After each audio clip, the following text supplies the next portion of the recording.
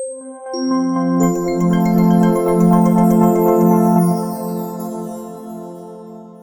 हम लोग बात करने वाले हैं ओवरफ्लो से रिलेटेड कुछ प्रॉपर्टीज के बारे में। मतलब ऐसी सिचुएशंस होती है, देखो हमारे भी लाइफ में होती है, जब मान लो कि आप कोई ग्लास में पानी भर रहे हो, ठीक है, और भरते भरते भरते भरते वो पानी ओवरफ्लो हो जाता है। तो उस कंडीशन में आप क्या करते हो? एक तो आप लोग ध्यान में रखते हो कि नहीं यार, हम लोग ग्लास बढ़ा लेंगे, उसमें पानी कम डालेंगे। नहीं तो फिर आप लोग उस ग्लास के नीचे कोई प्लेट रख देते हो कि अगर भाई ओवरफ्लो हो जाए ना तो मतलब वो प्लेट में गिर जाए पानी सारा। तो हम लोग ये अपने रियल लाइफ में करते हैं। तो यहाँ पर भी तो ओवरफ्लो की कंडीशंस हो सकती है। यूं मान लो आपने डिव इतना सा रखा और कंटेंट इतना बड़ा ले लिया, अब आप क्या करोगे? राइट, तो कंटेंट तो ओवरफ्लो हो गया ना। तो इस केस में हमें क्या करना है, ये हमें बताती है ये ओवरफ्लो प्रॉपर्टी। राइट, आप लोग कुछ चीजें कर सकते हो, जैसे मान लो अगर आपका कंटेंट ओवरफ्लो हो गया तो ओवरफ्लो कंटेंट को हाइड कर दो। मतलब जो भी कंटेंट ओवरफ्लो हो रहा है, एलिमेंट के बाहर जा रहा है, उसको हाइड कर दो, दिखाओ ही मत। या फिर आप लोग ऐसा भी कर सकते हो, स्क्रॉल बार ऐड कर सकते हो। राइट, तो वो हम लोग सारी चीजें देखने वाले हैं। स्क्रॉल बार ऐड करने की वजह से वो फंक्शनलिटी आ जाएगी उसमें कि हम लोग कंटेंट को स्क्रॉल करके देख सकेंगे। राइट, सो जैसा कि आप लोग देख सकते हो यहाँ पे overflow.html एंड overflow.css नाम की फाइल्स मैंने बना के रखी है सेम फोल्डर में, जहां पर मैं अपनी बाकी की फाइल्स बना रहा हूँ। राइट, सो ओवरफ्लो के साथ में प्रॉब्लम क्या है मैं आपको बताता हूँ। कभी कभार ऐसा हो जाता है कि हमारे एलिमेंट के बाहर हमारा टेक्स्ट चला जाता है, ओवरफ्लो हो जाता है। राइट, जैसा हम अभी करने वाले जानबूझ के करेंगे overflow. Right, so now let's make a ढांचा। राइट, मैं CSS में क्यों बना रहा हूँ, मुझे जाना चाहिए HTML में। राइट, सो हम लोग यहाँ पे ढांचा बना लेते हैं और यहाँ पर मैं बेसिकली अपना वो कोड रख दूंगा। राइट, सो ये हमारा कोड है और आप लोग जानते हैं कि इसको कैसे लाना है। Right, so now we are writing here overflow. Right, हम लोग ओवरफ्लो को समझ ले रहे हैं। So overflow property. Right, so यहाँ पे मैं क्या करने वाला हूँ, यहाँ पे मैं एक डिव बनाऊंगा। राइट, और सिंपली मैं इस डिव में कुछ भी नहीं लिखूंगा, आप लोग जानते हो क्यों। Right, because I am just making a div and मैं आपको बताऊंगा कि उस डिव में हाइट देना है, विड्थ देना है। राइट, हम लोग कलर देंगे, वो बहुत मजा आने वाला है। राइट, सो यहाँ पे हम लोग क्या करेंगे, यहाँ पे हम लोग सीधा आते हैं, पहले लिंक कर लेते हैं। ठीक है, लिंकिंग भूल जाते हैं हम लोग अक्सर, तो कुछ कर नहीं पाते बाद में। राइट, लिंक करेंगे नहीं तो कुछ होगा नहीं। राइट, स्टाइल ऐड ही नहीं होगी, कंसिडर ही नहीं होता वो। Right, so now let's add the overflow.css। Right, so मैं यहाँ पे लिख दूंगा overflow.css।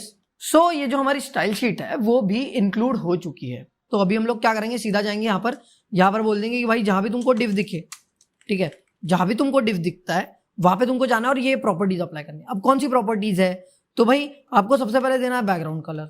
ठीक है, आपको सबसे पहले देना है बैकग्राउंड कलर। और कौन सा बैकग्राउंड कलर देंगे भाई, तो हम लोग कोई भी दे सकते हैं।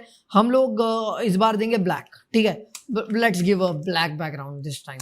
और मैं इस बार उसको हाइट दूंगा, और हाइट देने के लिए हम लोग हाइट देंगे हम लोग उसको 200 पिक्सल्स की। राइट, सो 200 पिक्सल्स की हाइट देते हैं। और विड्थ देंगे हम इस डिव को, विड्थ देंगे हम इसको 300 पिक्सल्स। राइट, सो यहाँ पर हम लोग विड्थ दे चुके हैं। और अगर मैं इसको रिफ्रेश करता हूँ तो आप लोग देख सकते हो कि ये ब्लैक बॉक्स यहाँ पर आ चुका है। राइट, सो विड्थ मेरे ख्याल से थोड़ी ठीक है, हाइट हम लोग ज्यादा कर देते हैं। Height let's make it 400 pixels. Right, so अगर मैं हाइट बढ़ा देता हूँ उसकी तो now it's looking much more better. So अब हम लोग क्या करने वाले हैं, यहाँ पर कुछ कंटेंट ऐड करने वाले हैं। So I am not going to write anything, I am just going to do lorem into 10। Right, तो मैं lorem की 10 लाइन यहाँ पे ऐड कर दूंगा और सिंपली इसको रिफ्रेश कर दूंगा। और आप लोग देख सकते हो यहाँ पे lorem की 10 लाइन्स आ चुकी है। लेकिन एक्चुअली इसका कलर भी व्हाइट होना चाहिए। राइट, सो ब्राउजर को वो भी बता देता है, ब्राउजर भैया कलर इसका व्हाइट कर दो जरा। ठीक है, तो ब्राउजर बोलता है ठीक है कर देता हूँ, ये लो व्हाइट हो गया। राइट, सो आप लोग क्या आप देख पा रहे हो, यहाँ की नीचे की टेक्स्ट नहीं देख पा रहे हो एक्चुअली। राइट, सो ये ऐसी चीज हो रही है। सो यहाँ पर क्या हो रहा है, टेक्स्ट आपकी ओवरफ्लो हो गई है, नीचे जा रही है। राइट, सो हम लोग ऐसा करते हैं कि ऐसी कलर रखते हैं कोई जो हम लोग दोनों में देख पाए। राइट, सो मैं क्या करता हूँ, व्हाइट नहीं रखता हूँ, यहाँ पे ब्लू रखता हूँ। ठीक है, लेट्स कीप लाइट ब्लू में भी। राइट, सो हम लाइट ब्लू रखते हैं। राइट, सो अगर मैं इसको रिफ्रेश करूंगा तो हाँ अब ठीक है, हम लोग यहाँ पे एटलीस्ट देख तो पा रहे हैं, क्या लिखा है वो नहीं देख पा रहे हो। ठीक है, बट वो जरूरी नहीं है, हमारी टेक्स्ट ओवरफ्लो हो रही है ये जरूरी है। राइट, सो अभी इसको कैसे हम लोग ओवरकम कर सकते हैं। So to overcome this you have a property called as overflow.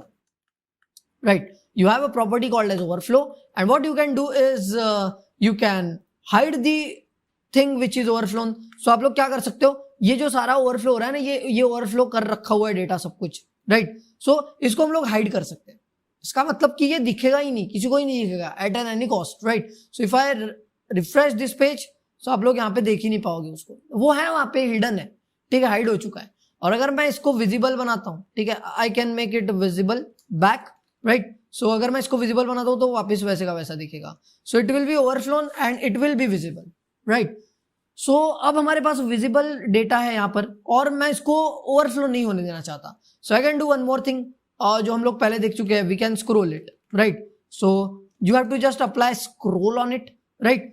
अब स्क्रोल और ऑटो हमारे पास दो चीजें बचती है.